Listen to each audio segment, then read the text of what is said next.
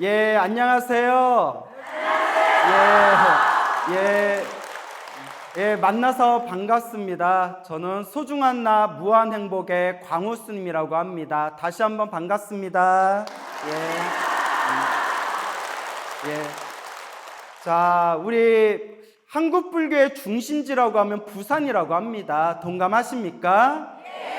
근데 이 부산불교의 또 자랑이 도심포교의 또 대표 사찰이라고 할 수 있는 홍법사가 될 것입니다. 그래서 오늘이 우리 부산불교의 자랑이고 도심포교 사찰의 대표인 홍법사의 계산 16주년이라고 합니다. 그래서 오늘 16주년을 맞이해서 또 소중한 나 무한행복 또 공개 녹화 방송을 부산 홍법사에서 진행하게 되었습니다. 반가워요, 여러분. 자, 제가 부산 홍법사에는 처음 와보는데 절이 너무 예쁘더라고요. 다들 동감하십니까? 그래서 아까 PD님하고도 옆에 있는 여기 찻집에서 차 한잔 마시면서 옆에 이 산의 경관을 천천히 둘러봤는데 야, 터가 너무 좋다, 산세가 너무 좋다, 절이 위치를 너무 잘 잡았다, 이런 대화를 나눴습니다. 그래서 우리 불교에서는 전생에 복이 많아야 좋은 도량을 만난다고 합니다. 그래서 이 자리에 계신 여러분들, 또 우리 홍법사 신도분들께서도 전생에 복을 많이 지으신 분인가 보구나라는 생각이 듭니다. 우리 부산 홍법사가 굉장히 자랑거리가 많더라고요. 그렇죠? 그래서 동자승 단기 출가 프로그램을 통해서 우리 어린이들 불심을 키우는 인재교육불사에 앞장서고 있고, 또 저도 이렇게 자료를 찾아보다가 알게 되었는데 우리 홍법사가 또 대한불교 조계종 포교대상에서 포교 원력상과 포교 공로상을 연달아 받았더라고요. 그래서 우리 홍법사의 전법 포교의 열정이 정말 뛰어나구나라는 걸 느꼈고요. 또 몽골의 의료 지원이라든가 여러 후원을 통해 가지고 몽골에서 훈장도 받았었다고 합니다. 알고 계세요? 또 우리 홍법사 신도분들이니까 저보다 더 잘 아시겠죠.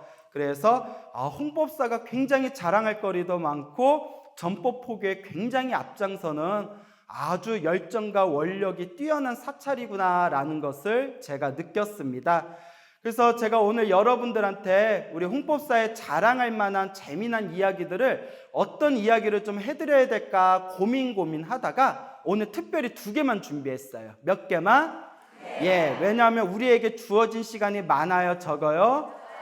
많지가 않습니다. 그래서 오늘 특별히 여러분들의 불심을 키워줄 수 있는 특별한 이야기, 재미난 이야기 이제 2가지를 제가 준비했는데요.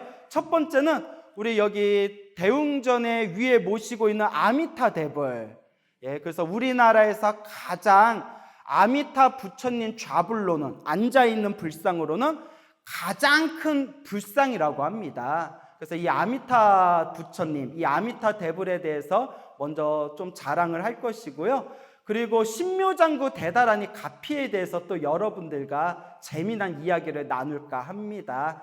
그래서 먼저 신묘장구 대다라니에 대한 또 이제 재미나고 좋은 이야기를 들려드리고 싶은데요. 여러분 천수경 다 외우시죠?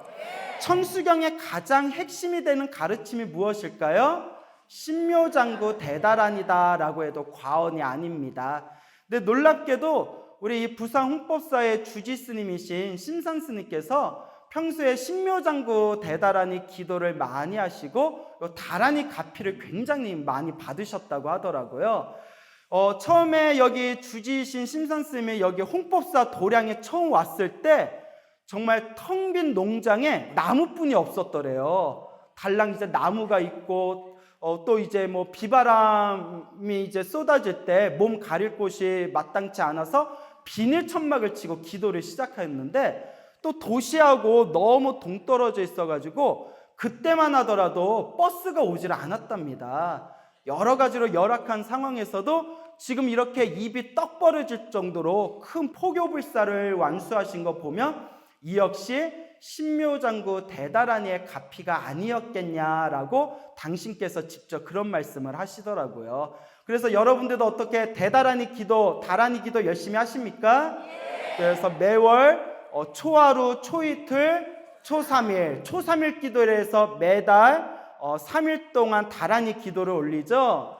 그래서 이와 같은 신묘장구 대다라니에는 관세음보살님의 가피가 듬뿍 담겨져 있다고 합니다. 그래서 오늘날 이렇게 큰 포교불사를 이루신 주지 신선스님의 원력에도 분명히 관세음보살님의 다라니 가피가 함께하지 않았겠느냐라는 생각이 듭니다.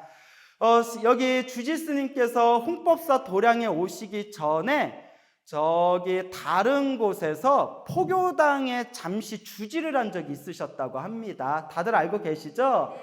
그때 포교당이 막 만들어지고 그 포교당의 주지로 딱 갔는데 법회 때 신도가 몇 명 오지를 않더래요. 정말 법회 때 텅텅 비어 있어가지고 그때 스님도 마음이 좀 싸하셨다고 하더라고요. 그런데 얼마 지나지 않아서 어떤 신도가 쓱 찾아오더니 스님, 주지 스님 부적 좀 그려주세요 라고 하더래요. 그 스님께서 이제 부적 같은 거 그려본 적도 없으시지만 사실 부적이라는 게 우리가 이렇게 막 이상하게 그리는 부적이라는 게 사실 부처님 가르침은 아니거든요. 그래서 이렇게 고민에 빠지셨대요. 아니 우리 신도분이, 우리 불자분이 얼마나 답답하고 얼마나 가슴이 불안하면 부적을 그려달라고 했을까? 이 부적에 의지하면서까지 마음의 평온을 얻고 싶은 우리 불자분들을 위해서 내가 무엇을 해줄 수가 있을까? 진지하게 고민한 끝에 무슨 기도를 시작하게 됐다? 신묘장구 대다라니 기도를 시작하게 되었다고 합니다. 여러분, 불자라면 묻지도 말고 따지지도 말고 무조건 외워야 되는 세 가지가 있어요. 무조건 외워야 될 부처님의 경전 세 가지가 있는데 첫째가 예불문. 뭐라고요? 예불문은 무조건 외워야 되고요. 둘째가 반야심경. 반야심경 무조건 외워야 되고요. 마지막 세 번째가 천수경. 그래서 한국의 불자라면 예불문, 반야심경, 천수경은 무조건 외워야 되는데 그래서 제가 종종 이런 말씀을 드려요. 예불문하고 반야심경은 양이 짧아요. 그렇죠? 근데 천수경은 좀 길잖아요. 아마 한 1400자 정도 될 거예요. 그래서 우리 불자님들한테 천수경을 다 못 외우면 뭐라도 외워라? 신묘장구 대다란이라도 외워라 라고 당부의 말씀을 드립니다. 그래서 구고군한 관세음보살이라 구고군한 모든 고통에서 구해주시고 군한 모든 어려움에서 구해주시는 자비의 화신이신 관세음보살님의 에너지와 가피가 담겨져 있는 한국 불교의 가장 대표적인 주문 수행 중에 하나가 바로 무슨 기도법이다? 신묘장구 다라니 기도법이 되는 것입니다. 그래서 여기 주지 심산스님께서 이제 신묘장구 대다라니 기도를 열심히 시작하시고 매달 초하루, 초이틀, 초3일날 매월 3일 동안 이제 밤 11시에 시작해서 새벽 1시에 끝냈다고 하더라고요. 그렇게 기도를 시작하면서 3년이 지났더니 몇 년이 지났더니 3년이 지났더니 처음에 왔을 때 법당의 법회에 1명, 2명 오시던 불자님이 3년 후에 1,400명이 오더래요. 몇 명이요? 여러분 장사가 안 되면 뭘 하세요? 다란이를 한번 해보세요. 혹시 압니까? 예, 손님들이 구름대처럼 몰려들지? 3년이 지나니까 1,400명이 모이더랍니다. 그때 또 기도비를 따로 받지 않았대요. 대신 무엇을 받으셨다? 공양미를 받으셨는데 3년이 지난 뒤에 공양미가 다란이 기도가 끝나면 매달 50가마가 쌓이더래요. 몇 가마? 50가마. 그래서 그 50가마로 절에서 신도들 밥도 해먹이고 떡도 해먹였는데도 쌀이 남더래요. 그래서 그때 복지관을 위탁받고 있었는데 복지관에 또 필요한 만큼 쌀을 갖다 줬는데도 또 몇 가마가 남더래요. 그래서 그 당시에 또 이제 심산스님이 다란이 기도를 하시니까 또 관세음보살님의 자비심이 마음에서 느껴지셨나 봐요. 매월 남는 쌀가마를 모아가지고 북한에서 헐벗고 굶어 죽는 북한 사람들 밥이라도 먹여야겠다 해가지고 북한에 보내려고 쌀을 100가마를 준비했답니다. 모아서 100가마를 딱 준비했을 때 아이고 우리나라에 IMF가 터진 거예요. 그 IMF에 터져가지고 거리에 밥 못 먹고 이렇게 추위에 떨고 있는 사람도 많이 늘어나고 하다 보니까 이제 심산 스님께서 무슨 마음을 내셨냐. 그래, 북한 사람들 먹이는 것도 중요하지만 일단 팔은 안으로 굽어야 되잖아요. 누구부터 살리고 보자? 우리나라 사람들부터 살리고 보자 해가지고 매월 길에서 굶주린 분들한테 무료로 밥을 드리는 이제 무료 급식을 운영하게 됩니다.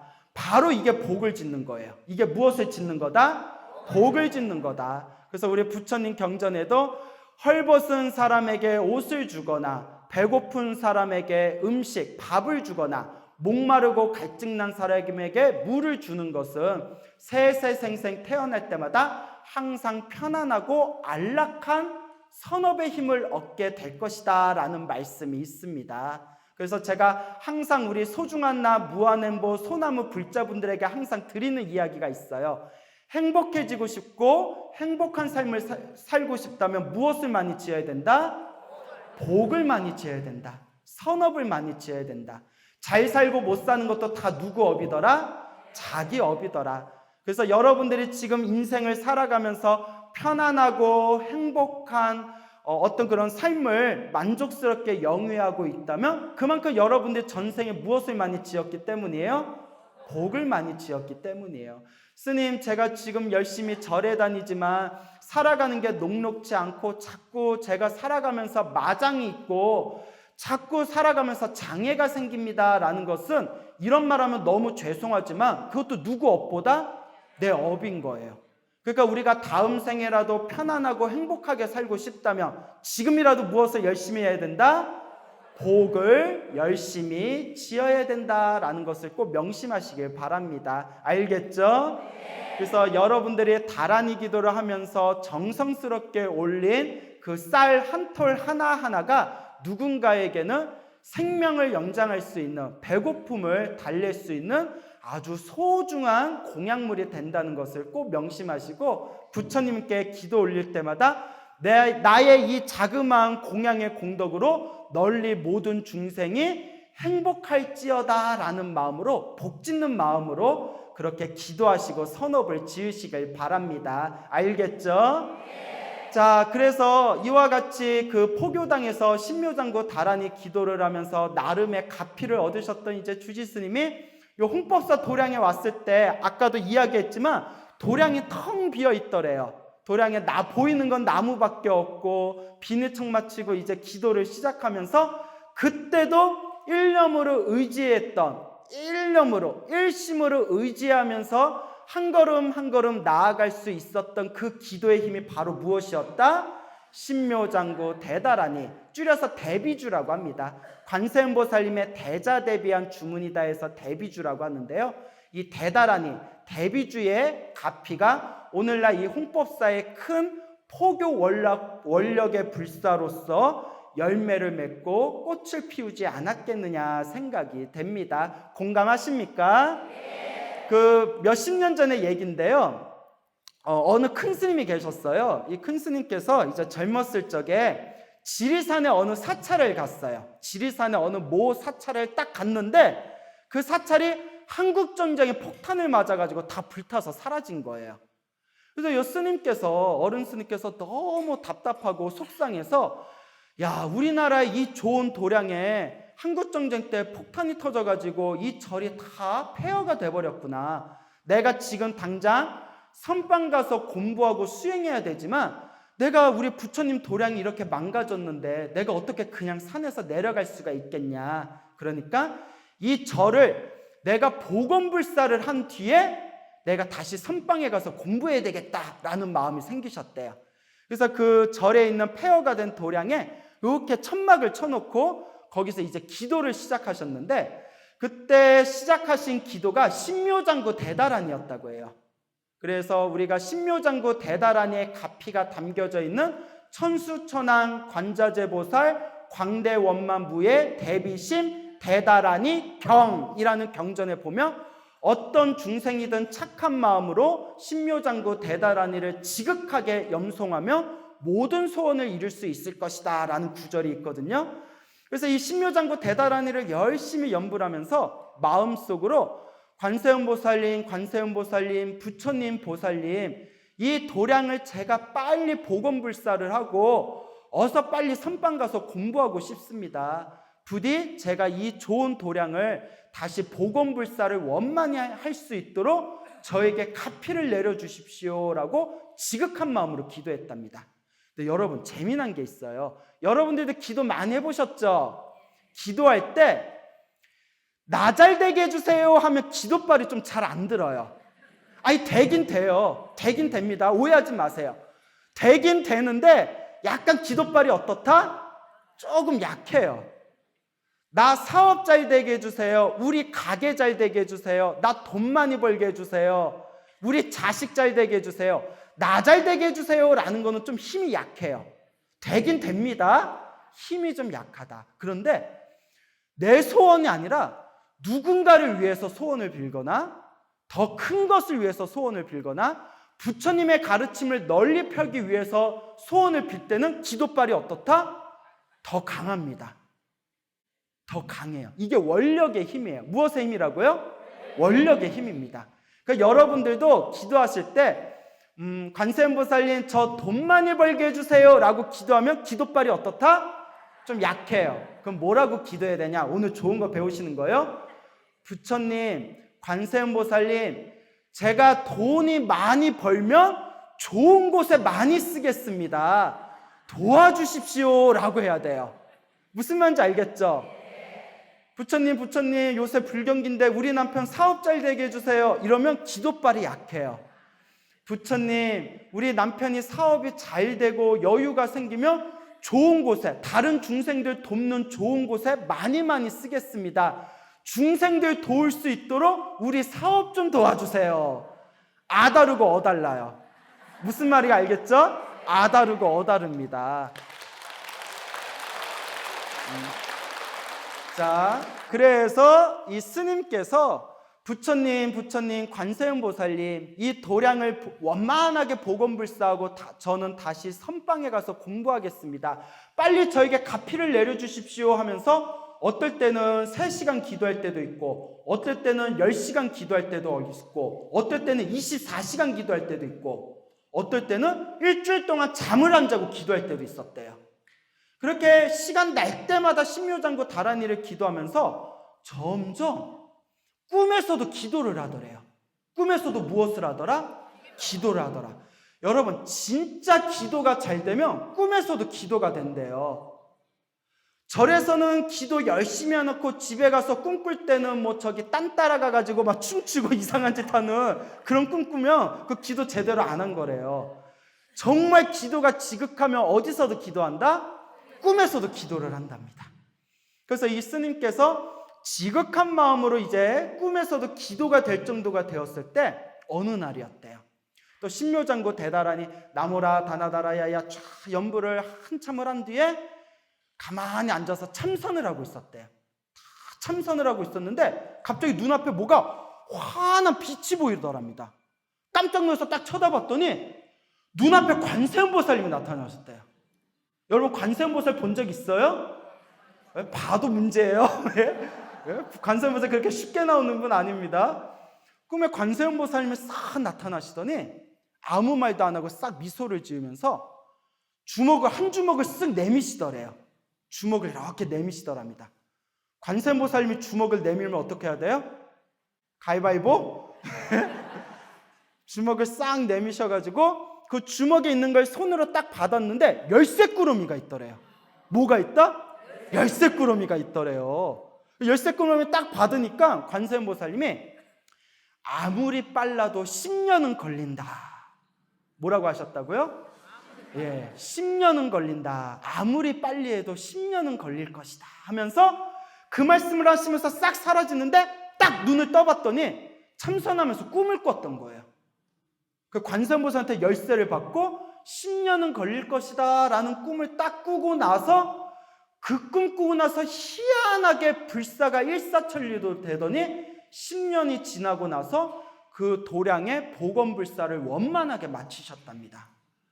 그 절이 어느 절이냐? 지리산 칠부람이에요.